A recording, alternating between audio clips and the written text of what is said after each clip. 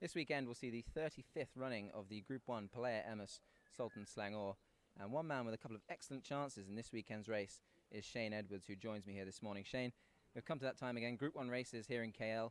You're rarely without a couple of fancied runners. And you've two in this year's race, Money Machine and Monsal. We'll start with Money Machine. He won the trial for this race quite impressively 10 days ago. How's his prep been leading up to the weekend? Yeah, excellent. He won that race in heavy conditions very well. Looking forward to the race with him. He's trained on beautifully, and Shankar's elected to ride him ahead of Monsal. No, expecting big things, and if the rain comes, well, we know he grows a leg in it. Excellent. I mean, and obviously the champion was very impressed with his trial win, so he's chosen him over Monsal. You say he loves the soft ground, and I mean, if the rain does come, he's going to be a force to be reckoned with over 2,000. Yeah, the thing is that he likes it, and a lot of them don't. So it kind of singles him out as a wet tracker. But he can perform on a fast track. He ran third in the Penang Gold Cup to Monsal on the fast track, and second to Tai Chi Master in the Coronation on a fast track. So he's not a one-dimensional horse, but he obviously does enjoy the wet more than others. Absolutely. So he's not one-dimensional, as Shane says, but he's clearly very talented. And secondly, Shane, we move on to this guy, Monsal. He's your Penang Gold Cup winner from last year. Quite incredible, really. He, in the space of about 10 months, he went from a Class 4 horse to a Group 1 horse. What do you put that down to? We've looked after him. Well, I had him in Australia, and he was a young horse bred to stay, and I nursed him along for a long time. He came here, and Callow won on him 1,200 first up.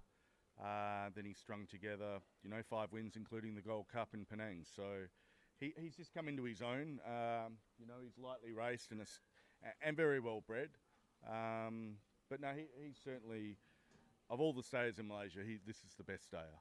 It's just whether I've got him ready on the day. As far as he's first up over the 2,000, hasn't run for 6 months. So yeah, it'll be quite tactical and an interesting race on the weekend. I mean, he's already a winner 3 times over 2,000 metres, Shane, and he's a Group 1 winner. So as long as he's ready to go, which I'm sure a man of your calibre has done your utmost to get him there and up from a break, he's going to have a big chance, isn't he? Yeah, he is. He likes it. He goes okay on a yielding. He doesn't like it too heavy. But the fast track he certainly enjoys. And, Brett Doyle's come in from Bahrain to ride this horse this weekend for me. And, both my runners are going to be right there. Yeah, like as you say, Brett's riding him. Brett taking part in the International Jockey Challenge.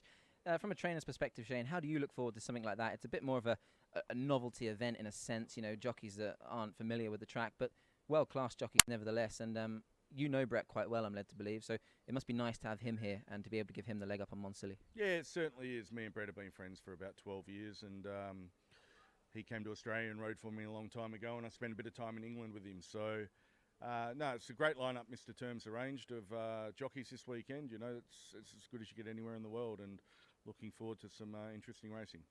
Absolutely. So, Shane, in conclusion then, Saturday night, we've had racing. We get a bit of a downpour. The ground is officially yielding on Sunday morning. You have 2 very fancied runners. Both have won on yielding ground.